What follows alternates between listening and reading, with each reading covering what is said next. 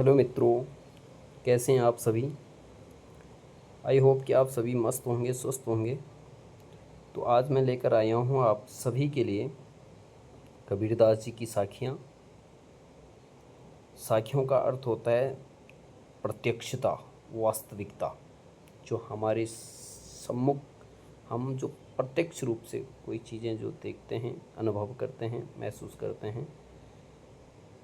तो चलिए हम सबसे पहले इस साखियों का गान करते हैं। मानसरोवर सुभर जल, हंसा कील कराय। मानसरोवर सुभर जल, हंसा कील कराय। मुक्ता फल मुक्ता चुंगे, अब उड़ी अनंत न जाए कबीरा, अब उड़ अनंत न जाए। यहाँ पे कबीरदास जी इन साखियों के माध्यम से कहना चाहते हैं कि जिस प्रकार से सरोवर स्वच्छ जल से भरा हुआ है और उसमें कौतूहल करने वाले, क्रीड़ा करने वाले जितने जो भी हंस हैं, और वहीं वो अपना मोती मुक्ता फल मुक्ता चुंगे, यानी कि मोती दाना अपना खाना पीना वहीं कर रहे हैं। अब उड़ी अनंत न जाए, अब वह यहाँ से कहीं और नहीं जाना चाहते हैं, क्योंकि हंसों का वहाँ पे अच्छी तरीके से मन लगा हुआ है।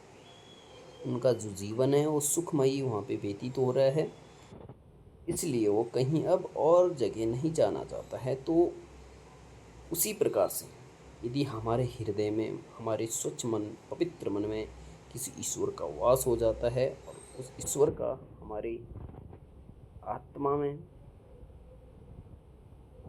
मन लग जाता है, तो वो ईश्वर भी अब हमारे हृदय से कहीं और नहीं जाना चाहता है। तो यही इन साखियों के माध्यम से कहा गया है। अगले जो साखियाँ हैं उसके बारे में क्या कहते हैं कबीरदास जी। प्रेमी ढूंढत मैं फिरूं, प्रेमी मिले न कोई। प्रेमी को प्रेमी मिले, सब विसमृत होए। अर्थात प्रेमी ढूंढत मैं फिरूं, मैंने बल अनेक ऐसे भक्तों को ढूंढा है जो अभी तक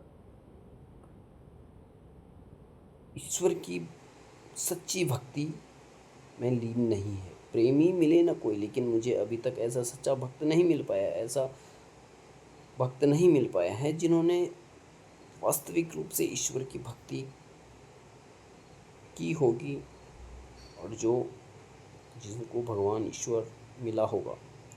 यदि बल प्रेमी को प्रेमी मिले, यदि बल मुझे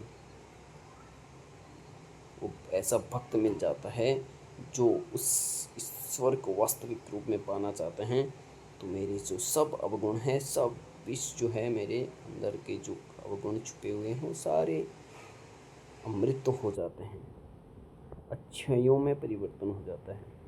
कहने का तात्पर्य यह है कवि का कि हमने कितना ही प्रयास क्यों ना किया होगा ईश्वर को प्राप्ति करने के लिए, लेकिन हमें अभी तक ईश्वर की प्राप्ति नहीं हुई है। और यदि वही ईश्वर यदि हमें मिल जाता है, तो हमारे जितने भी अवगुण हैं, हमारे अंदर जितने भी विष भरे हुए हैं, वो सारे अमृत में यानी कि अच्छाइयों में परिवर्तन हो जाते हैं।